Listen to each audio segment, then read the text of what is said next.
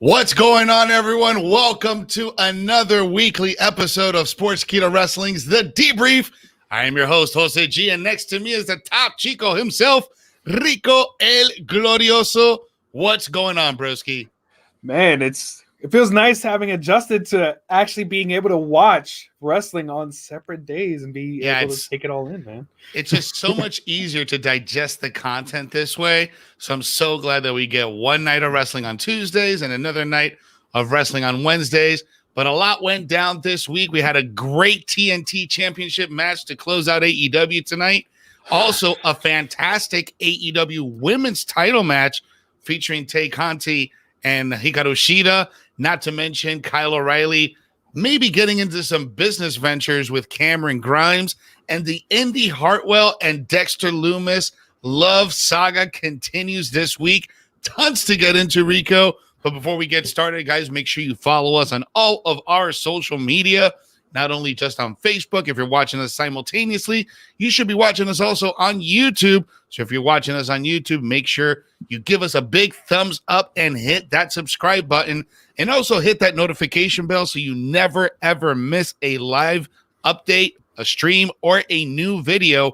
We got tons of content there, exclusive interviews with recent interviews with Damian Priest. Check out our stuff from WrestleCon and WrestleMania weekend. Tons of great interviews over there on the Sports Keto channel. And if you're watching us on Facebook, make sure you hit that share button tonight, right now. Share it in your favorite wrestling group. Tag your friends in the comment section so they can join us in tonight's conversation. Tons to talk about, Rico. Let's kick things off with AEW, because AEW was a pretty hot show tonight. Yeah, man. It's some really good matches. It's just, I wish they would have the guts to pull the trigger on a couple of these opportunities, man. Yeah, like I was totally expecting a title change tonight on the AEW on the women's side. It was a fantastic match. I think that was probably Hikaru Shida's toughest opponent to date. And Tay Conti killed it, in my opinion. I thought she did a great job. Tons of false finishes. Great. Just an overall great storytelling from both of them, because they're both baby faces. Mm-hmm. So to think that both of these babyface women put on an excellent match, not really having a bad guy versus a good guy, or in this case, bad woman versus good woman, man, they just told it a fantastic story tonight. And I was really disappointed that Tay Conti did not get the W to become the new women's champion. Your thoughts on that, Rico? Man, I know we're a little biased, having really seen Tay Conti when we were there in NXT, watching her live. But man, like, this is what we've been expecting from the AEW's women's division. You have the talent, but it felt like they were never able to put that formula together to kind of get the same kind of fire, that same kind of chemistry that we see over in NXT women's division. But this is the step in the right direction. This is what you need to be doing. Like, you had a bit of a build-up leading into it, the video packages, even starting from last week. And then you actually have a solid match that both women look great in. Even if Tay Conti didn't get the win, she held her own against the AEW Women's Champion Hikaru Shida, which makes you firmly believe that she could be a future women's champion, and she should be. But I just wish that they would have had that, the guts to surprise us, and just give us that upset title win. That would have been huge, on especially TV for her on Dynamite, and especially when you're leading up to, May 5th, when you're going to have a blood and guts match. Like, get people talking, have somebody get this upset over Hikaru Shida. But at the end of the day, it's to set up the next storyline, which is what you need to do with the women's division. Which is true. Yeah, Dr. I get Britt it. Baker, DMD, coming out. She is holding true to what she said. She is showing that she's earning her way up the rankings. Tune into AEW Dark and Dark Elevation, because I'm going to keep winning and my numbers are going to go up. And when that happens, my rankings is going to go up. And what happened? She came out right after Tay Conti lost. And then you see the number 2 turn into number 1. So now Dr. Britt Baker, DMD, is ranked number 1 and is potentially in line to get the next title shot against Hikaru Shida. Yeah, and I think that's a great thing now that they're actually acknowledging the rankings now, because there was a moment there for a few months that nobody really knew what the ranking system was, but now it looks like they're really starting to pay attention to it. I really love that detail at the end of the matchup between Tay and Shida, when DMD came out, when Britt Baker came out, and then she pointed to, to the huge Titantron in there. And she's like, I'm the number one contender now. You need to keep your eye, on your back. And then Shida threw the kendo stick at her. But it's already a great start to a good story between Britt Baker and Hikaru Shida. Again, I'm disappointed we did not get that title change tonight. I really would have loved to seen that. I think that would have been great going into Blood and Guts. And that also would have raised a lot of eyebrows for AEW tonight on pulling a trigger, something as big as that, having a title change on TNT, on free TV. I thought that was a missed opportunity. They really should have had it. They really should have done it. I guess they just want to come off of like, they're like NXT when, Kushida actually wound up getting the Cruiserweight Championship kind of thing. So I get where they trying to be different, but at the same time, you have the opportunity. You might as well do it. But like you said, they are taking rankings into place. And we saw that with the opening match because it was the battle of the streaks. Great match, bro. Ricky Starks going up against Hangman Adam Page, both with long winning streaks. And Hangman is currently ranked number 1 in the men's division. So, of course, they kept bringing that up during the match, too. Oh, yeah, man. And this match, another banger. I mean, if AEW were classified on banger matches, tonight was definitely one of the best match nights they had. They really just had solid matches tonight. That opening match between Hangman Page and Ricky Starks, man, if there was a full capacity crowd at Daly's Place tonight, the roof would have been blown off just with that opening match on how good it was.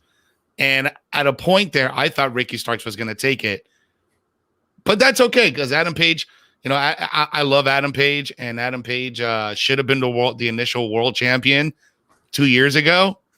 But that's just my opinion. Long-term story. Yeah. That's just my personal opinion.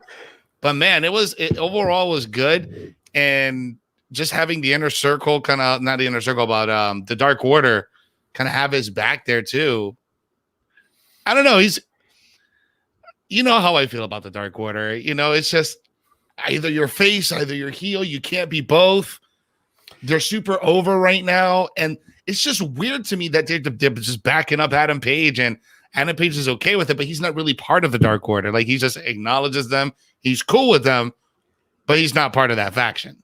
Yeah, the whole thing is weird, but essentially Adam Page is, like if you were to take Stone Cold Steve Austin and Daniel Bryan and just like blend them together, that's essentially what you would get with Hangman Adam Page. And I feels like that's what they're trying to do. They're trying to create that ultimate baby face.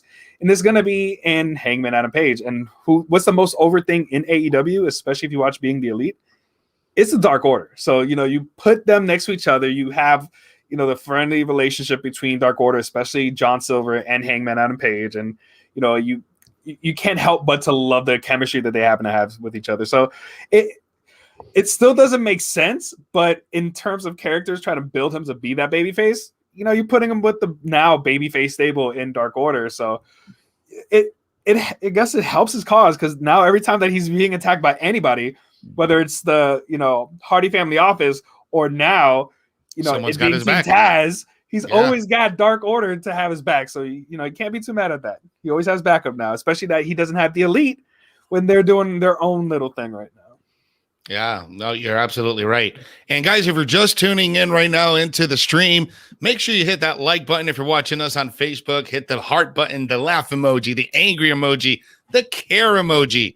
Just show us some engagement. Drop your comments in the comment section. We'll be reading them and showing them on screen as the show goes on. And if you're watching us on YouTube, also make sure you smash the like button and hit that subscribe button as well. Get your comments in. We'll be reading them as we go. But coming up, we also had a pretty good match with Trent versus Penta El Cero Miedo with Alex Abrahantes. Okay, let's talk about. They're finally acknowledging this on TV. What is this? So what is this? I texted you while we were watching the show. I'm like, why is there a question mark behind Trent's name? And even Justin Roberts is like, Trent? So do you know anything behind this? Do you know what the story is behind the question mark? I know as much as Excalibur knows, because even JR, which is funny, like literally a minute after you had texted me that, on TV, JR is asking, like, wait, why is there a question mark behind his name? And even Excalibur goes, I think even Trent's trying to figure it out. So nobody has a solid answer as far as I know. But I just love the fact that they're still going with it. And Justin Roberts is like Ron Burgundy and just sees a question mark probably on the card, like, Trent? And he still reads it verbatim. So props to Justin Roberts for sticking to the bit. Nah, it's just so confusing because Trent, like, I don't know. But anyways, he put on a hell of a match with Penta El Cero Miedo. I know that Penta got the win via pinfall, but man, it was a lot of back and forth on this one. Another banger of a match. And it also goes to show you that, you know, even though Trent has been out for so long, that he came back to not lose a step. He looked amazing in the ring. He didn't look like he had any ring rust, hitting some topes, hitting some solid hard shots. And, you know, coming back from a pectoral muscle injury that like he had, that takes a long time for him to recoup. And, I mean, he just put on a hell of a match tonight against Penta El Cero Miedo. And next week, it looks like he's going to be facing another member of the Best Friends in Orange, Cassidy. So that should be another good one, too. The only thing is, you can't get distracted. And now we have Alex Abrahentes, who is loving his role as the mouthpiece for Penta El Cero Miedo. And we would be too. I would gladly be the person that's translating for him, and I would have just as much energy as Alex does. So it's good to see that he's being involved with this. But he got involved in this match because when Trent looked like he had the upper hand, he said, oh, wait, I forgot to tell you. Penta had a message that I wanted to relay to you. You suck. Your friend sucks. And your mom sucks. Oh, no. No, you don't talk about Stu. You don't talk about his mama. Don't be talking about my mama. But that wound up costing him the match. But now, next week, we're going to get Penta El Cero Batman going up against Orange Cassidy. Penta El Cero Batman. Bro, those ears. Where is she? ¿Dónde? Marta, ¿dónde Marta? El Murciélago. That's what we're gonna call him. That's just too long. El Murciélago. Penta El Murciélago. Oh man, but let's talk about before we move on to the next segment, because you know there was a segment where JR interviewed at the Pinnacle, had some harsh words for the Inner Circle responding to the promo. Let's talk about the vehicular manslaughter that we saw Jon Moxley commit onto the Elite on the Elite's trailer. Thoughts on that? That was very Attitude Era, very early 2000s WWE spot right there. I mean, I just couldn't help myself to compare it to that. That is clearly what they were going for. It was spot on. And it was entertaining, man, especially when you have the Elite in there. And, you know, they're being nostalgia freaks. Even saying, oh, Jon Moxley and Eddie Kingston, they know where we are. They should come over here and come see us. Come and knock on our door. Someone's waiting for you. Mm-hmm. Yeah. So, like, they're being these, you know, egotistical heels like we would expect. And then, of course, when Kenny's trying to get serious and he takes off the sunglasses. And then you start hearing the honk in the background. You're like, oh, okay. Something's about to happen. But I never expected Jon Moxley and Eddie Kingston to show up in this truck and then ram into the trailer and then attack the trailer with a pipe and even like breaking windows and stuff like that. But of course, you know, I'm pretty sure the interview was pre-taped because there was nobody in the trailer, or they were there and just like, holy crap. Oh yeah, that segment was definitely pre-taped. So yeah, I mean, I guess they're adding some you know, a little bit more, you know, not so clean. Obviously, the babyface, but they're trying to be like the Stone Cold and still be, you know, they'll do the bad things that they have to do in order to get revenge on the people they need to. But now we got, you know, potential vehicular manslaughter had anybody been in that trailer. Listen, if larceny and vehicular manslaughter and attempted murder works on WWE, I'm sure it'll work in AEW because it was hell of entertaining, and I'm not gonna lie. I really enjoyed that. Kingston was like, "Did you get the pipe? Did you get the pipe?" And when he's throwing it when they're leaving, it is like, bro, you almost hit me. What, you should have been in the way. I didn't know you were about to throw it. Like, I just love the chemistry that they have. Yeah, man. they do have It's really good chemistry. You can Yeah, don't give them a script. They don't need one. They're just themselves. Yeah, no, it was definitely a good bit. I enjoyed it, but again, I couldn't help to think, wow, this has just shades of WWE all over it, from the early 2000s. But then again, there wasn't another huge wrestling company to compete with the wrestling company for almost 20 years. But speaking of wrestling companies, bro, AEW, their factions keep getting bigger and bigger. And one faction that's on the top right now is the Pinnacle, having an interview with JR, responding to Jericho's promo, who are calling the best promo of his career, the Immortal promo, as some are calling it in AEW. MJF responding to it. What did you think of this? And what did you think of Wardlow Reigns? Bro, like, that was the first thing I thought when he started talking, when Wardlow had the mic in his hand and had the hair pulled back. I was like, he looks so much, and it's starting to sound. I'm sure he's like watching Reigns' promos and it's starting to like, all right, imitate it and start to try to like use some of the cadences, because that's what it came off as. But it's really trying to set up again this blood and guts match that they have. I love that MJF is still doing. He's switching up his volume when it comes to the promos. Like he's being that egotistical, but when it's time to get serious, he gets loud. He gets loud in your face. He gets angry, but he's spot on. And he has a really nice silk scarf. So I'm gonna have to start upgrading my scarves to try to get on MJF's level, man. Because, man, he was just getting all tattered and everything. And then of course, it looks like, or at least from the sounds of Jericho, that may have had it gone to another trip before it actually landed on the shoulders of MJF. But it was a great part A to the part B that we got later on with the Inner Circle in the ring with Tony Schiavone. Yeah, and just jumping straight into that, because the Inner Circle had to respond to what the Pinnacle had to say, and the Inner Circle coming in through the babyface entrance, embracing the crowd, putting arms around Tony Schiavone. It's full blown babyface now, Inner Circle. And Chris Jericho is loving it, but Chris Jericho and Jake Hager, they made some comments that just very, very questionable. Definitely not the promo from last week. It was very confusing, and it almost felt like they were trying to pull and trying to up what they did last week, and it didn't work. Did you feel the same way? It's like they were literally playing the roles of a heel trying to drop a babyface promo. That's what it felt like. They're trying so hard to be baby faces, but they're naturally heels, so it comes off really weird, especially when you got Hager trying to tell him that, here's straws for you. There's going to be, sucking meat out of a straw, and you guys suck. Like, and we're going to own your ass. Like, it was weird. And then at least Santana got on there. Santana El Cleaner, because he's looking very much like the Puerto Rican Kenny Omega. And you're right. He probably came to America.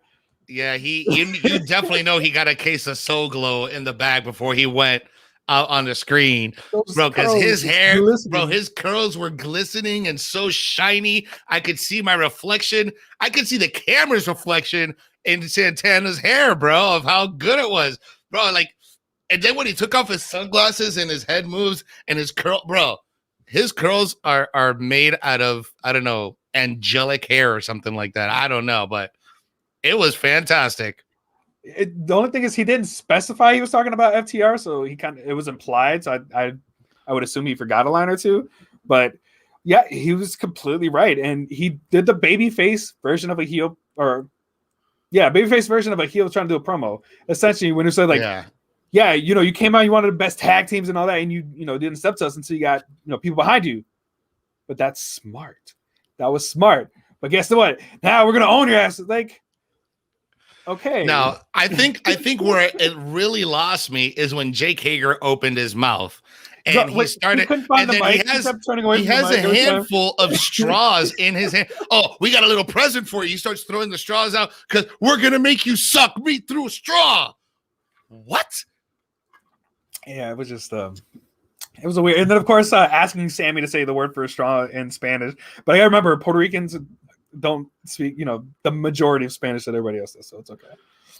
Because he said something else, I'm like, that's not so good. Okay, he's whatever. like, Estrolio. He's like, yeah, sure. I'm like, what? No, that's not what it is. But all in all, this was the setup that next week, in the lead up to the Blood and Guts match, we're gonna have a parlay. So if you guys are familiar with any of the Pirates of the Caribbean movies, you know what a parlay is, and this is essentially what it is. So we're going to be able to see these guys, all 10 of these guys, sit down in the ring and be cordial. And we'll see how cordial it all lasts before they get into their Blood and Guts match. I don't know how cordial that's going to be. It's going to be a melee before Blood and Guts.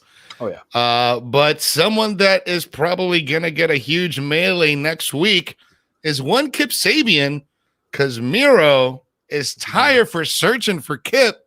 He's got some unresolved business with Kip, and he's tired of waiting. And he doesn't care which champion it is. He's going to get himself some gold. Doesn't matter if it's the AEW Championship or the TNT Championship. But again, Miro, formerly known as Rusev, being completely misused in another wrestling promotion. Does that irk you at all, Rico? Oh, absolutely, man. Like, we are huge into Rusev Day when it was so over in WWE. And now him coming over here, all right, cool. He's going to have a chance. And then he comes out with the Stan haircut from, Eminem's music video with his blonde hair. And then he's, partnering up with Kip Sabian because he's the best man, but he's the best man because of the wedding. It was all weird. So now that we've kind of gone through all like the gimmick portion, like now let's see the badass that Rusev is supposed to be, that Miro is supposed to be. This is the guy that we saw coming out on a tank at WrestleMania, and he just had a match with some guys with some arcade cabinets. Well, as much as I love arcade cabinets, that doesn't feel like the right situation for him. He needs to be challenging the champions. There's no reason why he can't face off against Darby Allin. Guy. Yeah. Have him face off, have him be the one to take the belt off of Darby Allin. I would not be mad at him at that point because he deserved that time. Listen, if I'm booking AEW, I would book Miro as a monster. I would book Miro as a Brock Lesnar type of situation because he not only deserves it, but he can pull it off. And in a matter of fact, and I might get some flack from this from the Sportskeeda universe watching us right now, I would even go as far as making Miro the first double champion in AEW. Put both the TNT and the AEW championship on Miro because he can do it. I wouldn't be mad at that. And he's just an entertaining, charismatic guy anyway. So he would still bring a lot of, people that get people invested in these matches just because of the kind of guy that he is. So yeah, I would not be mad at that. I don't know if you caught that comment by James Espanto Fernando, but he said that Wardlow is the head of the kiddies head of the kiddies table. That was too good. Yeah. That basically he should be at this point, and the kiddies table right now happens to be the Pinnacle. But speaking of somebody that's coming out on top now, Christian Cage is on a 2-fight win streak, having beaten Frankie Kazarian, and now getting the win over Powerhouse Hobbs. Now it feels like he's staying true to what his moniker is, to outwork everyone. And I feel like every single match that he's going to have in AEW is going to be like 10, 15, 20 minutes plus every single time, because that's going to be his shtick. He's just going to be there and he's going to outlast each opponent and just wait for that one mistake for him to capitalize, hit the kill switch, and get the win. How did you feel about this match when you have Powerhouse Hobbs, who's just been able to deck everybody, but then he goes, 12, 13 minutes with Christian Cage and then loses after he was like dominating him for the most of the match? How do you feel about, this streak that Christian Cage is starting to build? I'm not mad at it. I feel like because Christian is a veteran of the game, definitely a Hall of Famer, future Hall of Famer, okay, of how important Christian has been to this business, I feel like Christian should be booked more in an attraction spotlight as opposed to having him wrestle a match every single week. Have him build a match on him with one of your top guys. You could build a match with Darby Allin over a few weeks and at a pay-per-view have Christian Cage there, or even wrestle once a month on AEW. But you have to build something. Just putting him there and having him wrestle with really no consequence because of the type of name caliber that he is. I feel it kind of takes away from his prestige, to be honest. And I love Christian. I just don't know the way that they're using him is the right way. Well, I think this comes more off of what he wants to do. Like, he wants to be the guy that works there every week because he sees his guys like Edge. You know, you see these guys that they say they're going to be around, they're going to be involved, and then. But even Edge isn't wrestling every single week.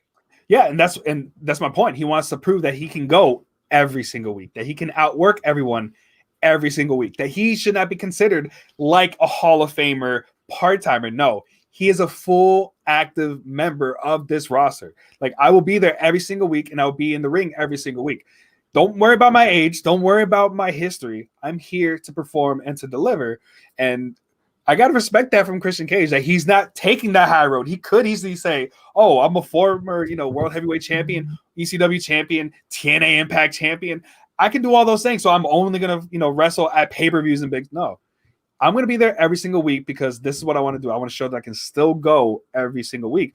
But my only thing is now you're kind of taking up time because each of your matches is going to take up 10, 15 minutes because that's your shtick. You're going to be the George St. Pierre of the wrestling world where you're just going to outlast everybody. Not outwork. You're essentially going to outlast and then wait for one moment to get the win. So, reading some of your comments, Kenny Rivera is up in here watching from New York, saying loving the show. Steve Chambers comments about Cage. He says, I really don't see Cage as AEW champion, TNT champion, yeah, or tag team champion, yeah, but not AEW champion. Which Very Cage? Interesting. Brian Cage, right? Christian Cage? Christian Cage and Brian Cage. There's so many Cages in AEW. Just like the amount of factions with the new QT Marshall faction, the Factory branching off from the Nightmare Factory or the Nightmare Family. And he went up against Billy Gunn, another Hall of Famer. And he got the win. He got the win with the Diamond Cutter. But not without a little bit of shenanigans involved. Oh yeah, it's clearly this is like the segue heading into his guys. It's going to be about Anthony Ogogo and it's going to be about Dan Camarado because oh my god, I like Aaron Solo, but Camarado when he took that chair shot and just stood there like nothing happened to him. Like that Sasquatch is my new favorite guy right now. It's going to be fun to watch. Like. They need to do something with him because he's going to be fun to watch. Bro, he has top guy written all over him. Camarado, dude, give Camarado a couple years, bro. That guy's going to move up the ranks like nobody's business. Nobody's going to see it coming. Camarado, dude, that guy was vicious tonight, especially with that chair just shattering all over his head. And he was there still standing. What? Oh, that was such a good visual. It really was. And then the psychotic face. So. No, and then he has this psychotic face and the crazy hair, just like Bruiser Brody. Ah, man, Camarado all day, bro. I'm Team Camarado. Yeah, man. So hopefully we can get past the whole QT Marshall and just get to Ogogo and Camarado like sooner rather than later. But, they got to play it out with all these factions that you happen to love here in AEW. But speaking of factions, we did have in our main event a member of the Jurassic Express voted on by the fans to be the contender against Darby Allin for his TNT Championship. We had Jungle Boy and Darby Allin go at it. And this right here is literally the future of AEW and what you expect to see. Like, we're going to see these kinds of guys facing each other for a long, long time. And these guys can deliver, man. Like, these young guys will put everything out there. Coffin drops on the aprons. It's what we'd expect from Darby. And then when you go with a guy like Jungle Boy, who's there to really prove himself and just lay it all out there, man, these guys are always going to produce. And they put on one hell of a match here, even to the point where Luchasaurus and Sting got involved with each other. And Sting hit Luchasaurus out of all people. And, of course, this led to their little brawl. The match continues. But, of course, we still got Darby Allin somehow. Even though he got put in the snare trap twice, you think, it looked like he could possibly even here could have been the shocker. Give Jungle Boy the belt. I know he's going to get it sooner rather than later, but surprise us. Do it now. Unfortunately, he was able to get out of the snare trap. Darby Allin hits his Last Supper roll-up, and nobody apparently kicks out of that now. So he retains. But isn't that the second week he does that? Essentially, like anytime that he brings out the Last Supper unexpectedly, like, all right, that's just like a quick end. Like, all right, we're running time. We're running on time, so we got to wrap it up. Last Supper, it's over. But after the match, we did have Ethan Page and Scorpio Sky, who we've seen in video vignettes and in certain situations that they are now a tag team, lay out Darby Allin and Jungle Boy, only to be attacked by Lance Archer, out of all people, because of the face-off that they had last time when they faced off against each other and they got scared away. This time, they hit the double low blow on Lance Archer, and you think they're going to get the upper hand. And then Sting comes back out. So I guess he was completely done with Luchasaurus. Did something with the Luchasaurus. But he saves the day, and Lance and Sting face off against each other. So it's nice that they're continuing with some of these storylines, but it's like, how are Ethan Page and Scorpio Sky going to fit into this? Because it's supposed to be Lance and Sting, but they're attacking Lance. So who knows what's going to happen? Let me ask you, do you think that there's such a thing as overusing a talent? Because they are overusing Sting too much. In this regard, yes. But I got to admit, for the second week in a row, we did not have a Tony Schiavone in-ring segment going, Sting! He did at the very end of the show, but he didn't have his own in-ring segment. So I'm glad that they finally listened to us and stopped having that segment every single week. Yeah, but it still doesn't. It still doesn't make it less special because he's just there. No, exactly. He's supposed to be an icon. He's supposed to be, larger than life. Make him larger than life. He doesn't need to be on the show every single week. He doesn't need to walk out Darby Allin every single week. Yeah, you can show up if Darby Allin's getting put, jumped on, 5-on-1 or whatever. That's fine. But I feel like Darby Allin's getting jumped all the damn time. So, he really is, man. So I don't know. I've already expressed my sentiments against the use of Sting on a weekly basis. I think it's a mistake. But that ended things with AEW. Overall, AEW was a great show. Like I mentioned, great women's match, great TNT match, great opening match. And the spot with Camarado, I mean, it was a really well put together show tonight. But another well put together show was NXT, which was on Tuesday nights. But before we get into NXT, guys, remember to follow us on all of our social media platforms. Follow us on Facebook, Instagram, Twitter. Make sure if you're watching us on YouTube, you hit that like button and also hit that subscribe button and notification bell so you never miss a new video post or a live stream. Same thing if you're watching us on Facebook. Hit that share button, sharing your favorite wrestling group right now. Tag your friends in the comment section so they can join the conversation. And drop your thoughts in the comments on tonight's AEW and NXT this week, so that way we can show your comments on screen. So moving on to NXT, Rico, Kyle O'Reilly coming off a hell of an unsanctioned match a few weeks ago. And to my surprise, he's still walking like nothing happened.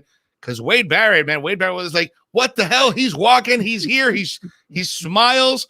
But Kyle O'Reilly feels like a weight has been lifted off his shoulders. He is back to being himself, being the Wish version of Orange Cassidy.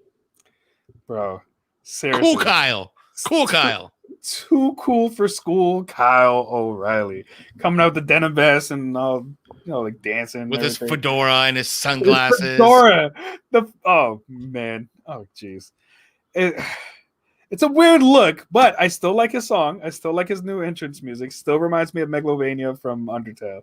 But, man, I was actually starting to get excited. I know we were talking about it in our chat. When Cameron Grimes, baby, came out here and trying to invest in Kyle O'Reilly. And course, yeah. Kyle being, very much, I guess, pop culture guy, understanding and talking about the stonks and everything like that. But, man, I was hoping we could get a little bit more of Cool Kyle and Cameron Grimes. But I was hoping that we can get that team or something going with those two, because I absolutely love that interaction with Cameron Grimes and O'Reilly. Especially was like, we could come up with Kyle coin or, do this thing. And he's like, shut up, I'm in. And I was like, yes, can we please get this? The friendship we never knew we wanted. Yeah, exactly. Like, this is what I really wanted, and I didn't even know about it. I thought it was great, but it was all just a setup for the main event as Kyle O'Reilly sucker punch Cameron Grimes. They face each other in the main event later that night. Kyle O'Reilly got a definitive win via pinfall over Cameron Grimes. But, man, that was gold. That was gold to me, bro. An opportunity missed. Cool, Kyle and Cam, bro. It could have been a thing. Could have been future NXT champion, tag team champions. But unfortunately, we're not getting that. But somebody whose stock is rising is one L.A. Knight, as he got the win over Dexter Lumis. But that wasn't the highlight of this match. The heartache continues. The star-crossed lovers that are Indy Hartwell and Dexter Lumis continues to be foiled. Every little thing about this was great. From Indy doing the little trip and then like getting up and trying to still be cool. Listen, if y'all, whole thing was great. Listen, if y'all thought the Casa de Misterio telenovela on SmackDown was good, so much better. Indy Hartwell and Dexter Lumis is so much better. It is so good. I mean, the way is perfect, man. Oh, the whole group is perfect for this. Give me your microphone. Come back over here. We're gonna talk. We're doing a commercial. We're doing over here. We're doing over here. Like every little thing these guys did. We made eye contact. Amazing. When she's talking and she disappears after Candice LeRae, she's making eye contact. I absolutely love what they're doing. And you know what the funny thing about this whole thing is that ever since Dexter Lumis made his debut on NXT, he has not said a single word. Not one. No, he doesn't need to. He lets the stash and his dead stare speak for himself. And then you see this side of him when he's interacting with Indy, and it's so great. And the whole thing, every segment with the way is amazing. Even when it was, Candice going with Indy to confront the tag team champions because they wanted a match and they said they're going to get the match, but Indy disappears. Candice gets jumped basically by Ember and Shotzi. So when they all get back together and she's upset, it's like, what happened to you? And then having Indy being like, oh, we have a championship shot. Okay, awesome. But Candice still pissed off because she got beat. And then even Austin saying, hey, don't worry, I'm gonna, handle Bronson Reed. If he wants a title shot at you, he has to get through me. So, if he beats me, he gets a title shot at you. It's like, wait, what? When did you go to William Regal? When did this happen? Break it down to me. Like every little thing that these guys have done has been amazing. Or even when they continue to get in the way of Indy and Dexter Lumis, it's great. I can't speak highly enough of the comedy gold that is all of the members of the way.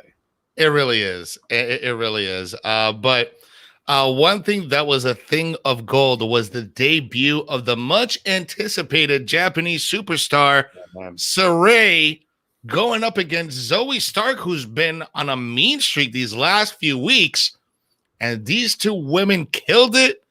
Sarray, I had never really seen any of her matches previous to her debut on NXT, but she is supposed to be a big deal. Wasn't she one of the ones in Lucha Underground that came with Io and Kyrie? I think they were the Black Lotus. So. I think she was one of the four. She was the other member. Yeah. Yep. Because when we saw Kyrie, like, oh, okay, I remember Kyrie.